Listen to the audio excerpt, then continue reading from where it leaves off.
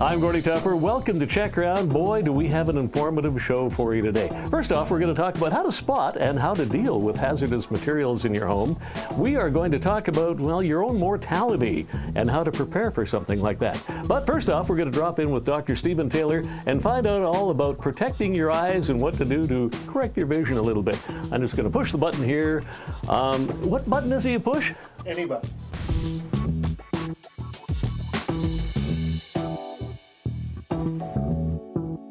Hey, we're at Mayfair Optometric on Douglas. Oh, wait a minute, I can't see you. You know what? These glasses might not be for me. Luckily, here at Dr. Stephen Taylor's office on Douglas, they've got more glasses than you can shake a stick at, if shaking a stick at glasses is what you do. Stephen, how are you? Good to see you. You have so many styles of glasses. Actually, you need a bigger showroom, probably. I mean, we're in the Fendi area here, so I mean, it's sort of a name-dropping thing. You have all kinds of designer frames and what have you? Yeah, absolutely. There's many different frame shapes for different sizes and shapes of face and different types of prescriptions, and we have some so-called name-brand frames that go along with it. Lots of fashion designer frames as well as regular. All the different styles of frames and what have you, does that get in the way of getting the proper prescription for people? I mean, do people spend more time picking out a frame than they do having their eye examined, I guess is the question. Many do, because that's, for some of them, that's the fun part. The mechanics of it, the prescription, you know, we want to make sure that whatever frame the person chooses is an adequate choice for that type of prescription that goes in, because after all, when you do get your glasses, one likes to see out of them. No, if somebody comes in, now these are all women's glasses here, so first off, this disqualifies me totally, but if somebody puts these glasses on and says, I love these, and you say, well, they're not really right for you, do you do that? I mean, do you give style suggestions to people, for instance? I don't know if you would ever want me to do that, but certainly my staff that have been trained many decades do, that's for sure. There are certain things that don't match people's facial shapes, and you know what, you have to be honest, and you also have to make sure that whatever they are choosing match what their prescription will fit in that frame. That's one of the big ones. You people are eye care experts here. You have a number of different doctors working in here, a number of different technicians. Everybody seems to be a specialist in a different area here to deal with the frames, the lenses, contacts, everything else. It's a pretty impressive facility, really, that you've established. Well, we try to go and have something that encompasses the whole eye care package. You're coming in, you're getting your eye health checks, you're finding out what the prescription is, and then we're matching that prescription to the perfect set of glasses or contact lenses that match not only your eyes, but your occupation and hobbies. Should say one-stop shop out the front. It could do that. I found out what your specialty was, too, by the way. Honestly, he makes cookies here. Yeah, are there any left? There are. No, well, there's one left. But okay. You actually, and I didn't believe this, you actually have a cookie maker I do. In the office. I do. That's pretty impressive. It's fun. So I bet the customers like that a lot when they come in. Saturday is cookie day. Okay. Otherwise, it would not be good for any of us for that, because I'd be having too many cookies. Yeah, I know. I'm not going to hang out here. No. Now, the other possibly more important thing I found out is I didn't realize you actually grind the lenses here yourself, too. You have a whole lab there. We have a lab in the back. The gym's in charge of that, and we have some very sophisticated and exacting instruments that actually grind the lens so that it's a perfect fit. I want to go back there in a couple of minutes and take a look inside. Sure. And I know we have to go right by the cookie machine on the way there, too. So man. Okay. we'll be back with that. All right.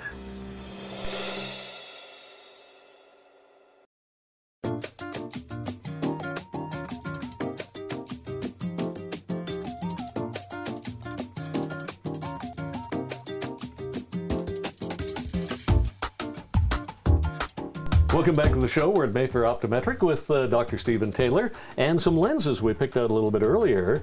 Now, this is sort of the business area. You pick out the lens out front, and then the customer goes away for a while, and lenses are actually made right here, which is remarkable to me. It is. How does it work? Well, we would take the frame that you chose out front and you bring it to the back, and we would have ordered your lenses, or may have already got the lenses to fit in the frame. This instrument here edges the lenses to this specific frame. And it not only edges for shape, but how far it is between your eyes and everything that it is set up. And we can place it in the instrument here. And this closes. And we've kind of already been in here a little bit again. And this instrument has already made a trace. So it scans it, so to speak, and figures out how to cut the glass? Exactly. And then we take the lens. Now, this is amazing to me. That's how big the lenses start off. They start off Like So- Coke bottle bottoms. Well, sometimes yes. Well, I mean, they're that thick almost. Yeah. And then we would place this lens in here, and it would be aligned. That's perfect. Now, there's a little is. hair or something up at the top of that. What is that up there? What is that there? Well, that says that it's your left eye. Oh, that's kind of important. It is if you're on the, I think it's not a bad idea. Yeah, no kidding. Okay. So at this point, we would then take this, and we have a special little tool like a chuck that fits on and it sticks to the lens. And then the lens is taken out. And then it comes over to this instrument here, and it gets placed in this instrument. And this is where actually it is ground, and it gets placed in here. This closes, and all the information from here is linked to here, and it'll grind it exactly within thousandths of an inch, and it'll be a perfect fit. And that's the important thing, is that be a perfect fit Oh, and yeah. perfect vision. Well, with the perfect fit, everything aligns, and this instrument is able to make sure that that happens. And then when you put them on, everything will be. So many different variables. You talk about, you know, the width apart of each eye. I guess Yes. that differs with people. I guess. Well, differs not only there, differs. Eyes are not necessarily symmetrical. You can have one different from one side to the other as it is. The other thing is you have a whole stock here of different. Is this a different type of glass or a different type of prescriptions? Or? Well, for those folks that have single vision lenses, they do not have bifocals. There are many lenses that we can have actually pre-made and ready to go. So, for instance, this lens here is for somebody's prescription. Yeah. We can open this up, and then this is pre-made. That's pre-made, but it has to be made a little smaller, I'm suspecting. It is, and Yeah. we would do the same thing again. We would go into this instrument here, we would trace, we would place into here, it would be all be aligned. We might put a right on this one, and then we would go from here after it is all the measurements are taken and it's blocked. We will take it to here, into here, and then it will be ground to fit that frame exactly. Well, I think we've discovered today that you people are, in fact, the eye care experts here at Mayfair Optometric. Dr. Stephen Taylor, thank you very much. If people want to come in, they can just drop in and find out all the services you offer, from lenses to fitting to grinding to sunglasses. There's a lot to it. Okay, thank bet. you very much. You bet.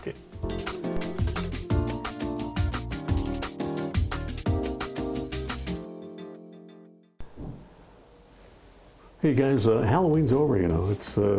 It's come and gone. They're smiling, but you can't tell. We're going to talk about hazardous material removal from your home. That's the type of stuff you should be worrying if you're planning on doing it by yourself, or you can get a hold of Curtis at HAZPRO, because that's sort of the business you're in, is dealing with stuff like that. Yeah, asbestos and mold are the two main industries that we deal with.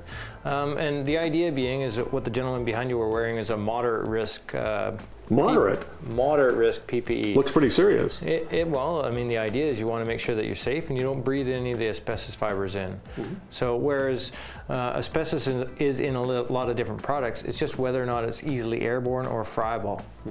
And that goes for not only asbestos, I was going to say asparagus, not only for that, but for a number of other things that could be in your house too, I suppose. Yeah, you definitely want to wear respiratory protection whenever there's an asbestos-related issue or mold, you know, one and the same. But so behind us here, we've got a 3-stage decon. So it's an example of a high-risk setup. So the idea being, when the guys are in the zone working, as they come out, they step into the first little room, which is called the dirty room. This one back here? Yeah, and they take off their suit, they put it back into the zone, then they step into the shower. Yeah. So that's an actual full-on. It's like your serious shower right there. It's a full-on functioning shower for sure. The guys shower, wash their masks, and then they step into the clean room, this final room, and they put on their work clothes, and then out they come. Now, I know people would, they might identify problems of their own at home, and they think, well, we can take care of it, but they're not going to go to all this effort, and they probably aren't going to get suited up like this either, and that is a potential serious problem for them. Well, for sure, and the other thing about it is that whether it's a moderate risk or high risk is a dramatic increase on the respiratory protection that's needed. So that's where the expertise really comes in, is knowing what to use, how to use it, and making sure you don't cross-contaminate other areas. areas. And I'm assuming in your line of work, what you do is go in and you advise people on all the things they should be doing and what they could do themselves, or possibly how you can take care of it for them. Yeah, well, that's exactly what we do. Is we come in and we do an assessment and we describe and tell them, inform them first, and then give them options. I mean, there's no mandate to remove asbestos. It's just important to know where it is and whether or not you're going to be disturbing it or not during the process. Well, you know what? I have a million more questions, but maybe we can do that when we come back after the break. Sounds great.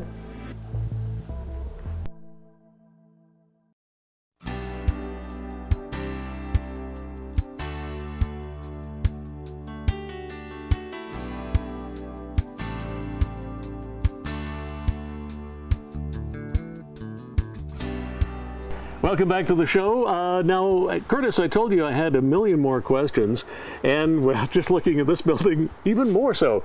But I want to talk about mold. I mean, we sort of live in the land of mold here in Victoria. It does rain a lot. You have to check out houses for mold, I'm guessing, and also I'm guessing the most of that mold would probably be around the kitchen and the bathrooms. Is that right?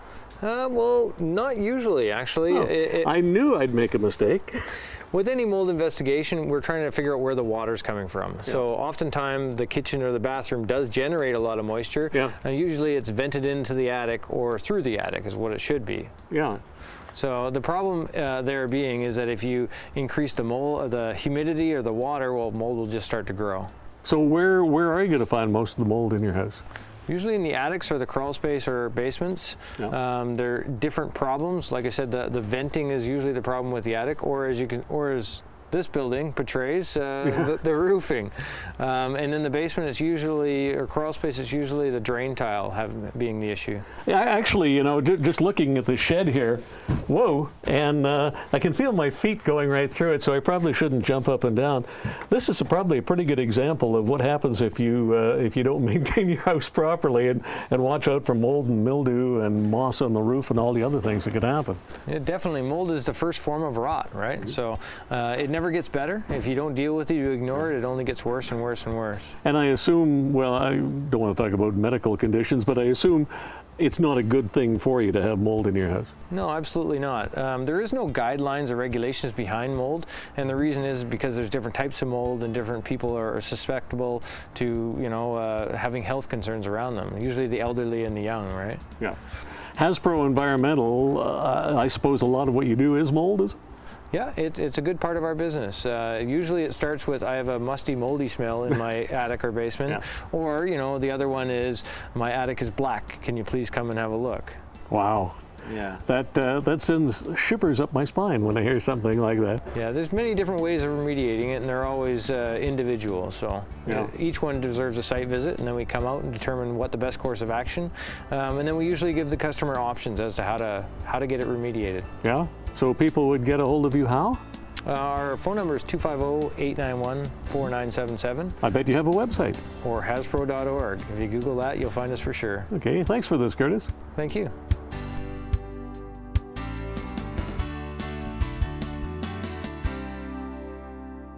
Today on the show, we're back at Care Funeral Services in Colwood, and I have a little cardboard box in my hand, and well, what do you suppose this is for? If you or someone else is cremated, this is where your remains would be. But you want something probably a little fancier to go somewhere else. And Bill Buckley, I'm terrible at talking about this, so help me out here. People come in like me, and they're sort of tongue-tied when it comes to talking about death. Well, yes and no, sometimes they are. But if you're coming from the crematorium, that's what the ashes will come back for, with the end. And you can take them and use that to scatter them, if that's what you'd like to do. Would there be a light white color like that? Or? Well, the ashes inside would be a plastic bag. And if it's a good cremation, you'll be looking at an ivory color product. And what that is really is calcium. Oh. So if the cremation is not done long enough and hot enough, you'll end up with the bag, which will contain a very dark gray, black specks in it, which just means you haven't cremated long enough. There's no money-back guarantee on this type of thing, I guess. Well, actually, if you know what you're doing, you could go back to the crematorium and say, you know what, I want this cremation better than that. most people wouldn't do that. I mean, they don't know Well, enough to do it. no, well, you wouldn't want to, really. So here you are, you have ashes in a box, you want to put them in something else. What options do people have? Oh, there's a myriad of options. They start with ceramic, which is the most reasonable, but the problem, of course, with ceramic is ceramic can break. Yeah? And then what do you got? Well, yeah, you've got ashes everywhere and kind of embarrassing. Exactly. The next option up would be wood, and they make wood out of just about every material of wood that you can get. This, for example, is the pine. This is blue pine, and it's what's left when the pine beetle is done. Oh, I see. Yeah, the bluish streaks in the wood there.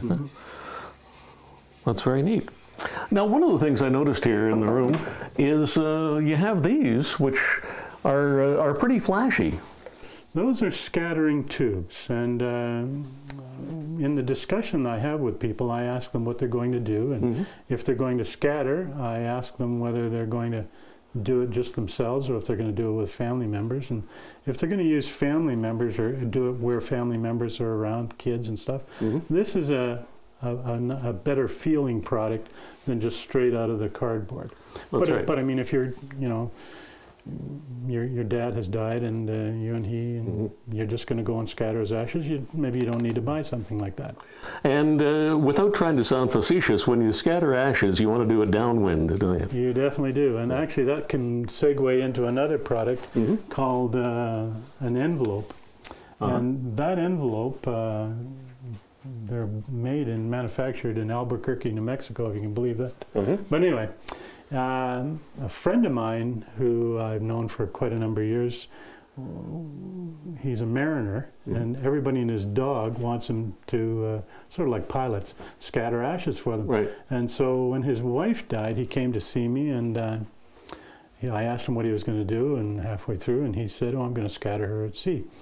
And so I said, well, you may want to consider this product. It's an envelope, and you put the ashes in it, and it's biodegradable. You put it on the water. It floats for about 3 minutes, tips, and then sinks and releases the ashes below the waterline. So you don't get any of the blowback, and you don't get the wind coming up and all of that sort of stuff. And so we carried on with the arrangement. At the end of the arrangement, he said, you know what? He said, I think I'm going to try that. And so he bought one. And a couple of weeks later, I asked him how it went. And he said, that's the best thing that I've ever used. So there's all kinds of options. There you go. They come. Well, you know what I want to talk about? No. I want to talk about memorial societies as another thing, but maybe we could come back and do that after the break. Sure.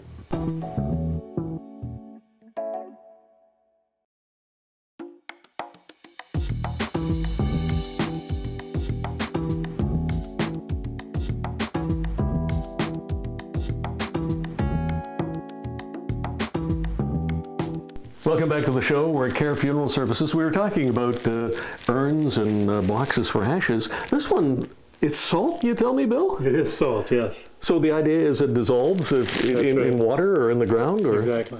Okay. It's very heavy. Yes, it is. Now, I said I wanted to talk about memorial societies. Are they not in competition with what you do here? I need to put this down, but carry on talking. Okay. Memorial societies have been around for, there are actually 2 of them on Vancouver Island. They've been around for about 50, 60 years.